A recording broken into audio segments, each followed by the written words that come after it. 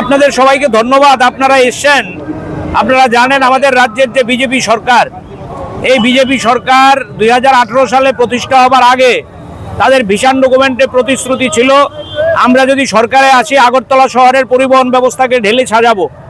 আমাদের যে আগরতলা শহরে ছোট যানবাহন, বিশেষ করে অটো ই রিক্সা চলে, এগুলোকে আমরা একটা নির্দিষ্ট স্ট্রিম লাইন করবো। বামফ্রন্ট সরকার করতে পারেনি, আমরা করে দেব, এটা তাদের ভিশন ডকুমেন্টে ছিল।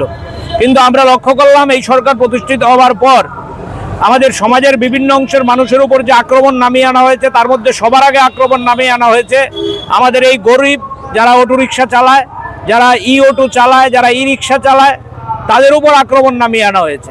কিভাবে? একের পর এক। কখনো বলছে মিটার লাগাও, এবং সরকারি কোষাগার থেকে সেখানে টাকা দিয়ে সাহায্য করা হয়নি, শ্রমিকরা নিজেদের পকেটের পয়সা খরচ করে মিটার লাগিয়েছে। আমি আপনাদের জিজ্ঞেস করি, আগরতলা শহরে কোনো অটোতে কোনো মিটার আছে? মিটারে কোনো গাড়ি চলে? মিটারের কোনো কার্যকারিতা আছে?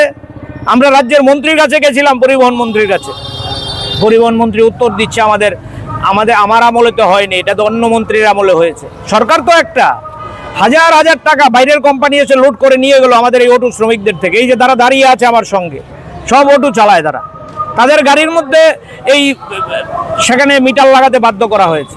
এরপরে গেল মিটার শেষ হয়ে গেল, তারপর বলছে গাড়ি গোলাপি কালার করতে হবে, এবং শ্রমিকদের পকেটের পয়সা খরচ করে গোলাপি কালার করতে হবে। যখন যা মনে হচ্ছে একটা সার্কুলার দিয়ে দিচ্ছে। সম্প্রতি আপনারা লক্ষ্য করেছেন আগরতলা শহরে ট্রাফিক দপ্তর থেকে বলছে ই রিক্সা যেগুলো আছে, ই অটো যেগুলো আছে, এগুলো আগরতলা শহরে ঢুকতে পারবেন। তা আগরতলা শহরে ঢুকতে পারবেন, আগরতলা শহরে যাত্রী সাধারণ চলবে কি করে? বাস গাড়ি আছে, টিআরটিসি আছে, ইলেকট্রিক গাড়ি সার্ভিস আছে। তারা তো বলেছিল আমরা সরকারে আসলে আগরতলা শহরে আমরা টাউন বাস চালু করবো। কোথা থেকে চলবে? একটা আমতলি থেকে আগরতলা জিবি হাসপাতালে আসলে অটো ছাড়া কি করে আসবে? জিরানিয়া থেকে আসতে হলে কি করে আসবে, কি করে যাবে? ছাত্রছাত্রীরা কি করে যাবে? বয়স্ক মানুষ কি করে যাবে? একটা অদ্ভুত নৈরাজ্য পরিবহন ব্যবস্থা নিয়ে তৈরি হয়েছে। আমরা দাবি করছি Tripura auto rickshaw workers union, Tripura E rickshaw শ্রমিক ইউনিয়ন, এবং সর্বোপরি আমাদের রাজ্যের পরিবহন যে সেক্টরটা আছে তার একটা আমাদের যৌথ মঞ্চ আছে, all India road transport workers federation. এই all India road transport workers ফেডারেশনের পক্ষে আজকে আমরা যুগ্ম কমিশনারের কাছে যাব। আমাদের দুটো দাবি আমরা বলছি, এই শহরে এই যে অটো রিক্সার উপর, ছোট গাড়ির উপর নিষেধাজ্ঞা লাগু করা হয়েছে, এই নিষেধাজ্ঞা অবিলম্বে প্রত্যাহার করতে হবে।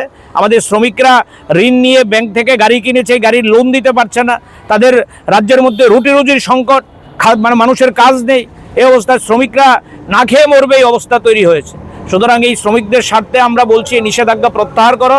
দ্বিতীয় আমরা দাবি করছি, আমরাও চাই ট্রাফিক ব্যবস্থা উন্নয়ন হোক। ট্রাফিক ব্যবস্থা যদি উন্নত করতে হয়, এই সংক্রান্ত সবার সঙ্গে কথা বলে, ইউনিয়নগুলোর সঙ্গে কথা বলে, শ্রমিকদের সঙ্গে কথা বলে, যাত্রীদের সঙ্গে কথা বলে, বিভিন্ন সামাজিক যে সংগঠনগুলো আছে তাদের সঙ্গে কথা বলে সরকারকে একটা গ্রহণযোগ্য সদর্থক একটা নীতি প্রণয়ন করতে হবে, যাতে শ্রমিকরাও ভাতে না মরে, শ্রমিকরাও তাদের গাড়িগুলো চালানোর ব্যবস্থা করতে পারে। একটা মানে সবার গ্রহণযোগ্য একটা ব্যবস্থা করতে হবে। এই নিয়েই যাচ্ছি আমরা যুগ্ম কমিশনারের কাছে। যুগ্ম কমিশনারের পর যদি সরকার এই দাবি না মানে, শ্রমিকরাই রাস্তায় নেমে সিদ্ধান্ত করবে তারা কি করবে। তা আমরা সিআইটিউর অনুমোদিত all India road transport workers ফেডারেশনের পক্ষে আজকে আমরা এই দাবি নিয়ে যুগ্ম কমিশনারের কাছে যাচ্ছি।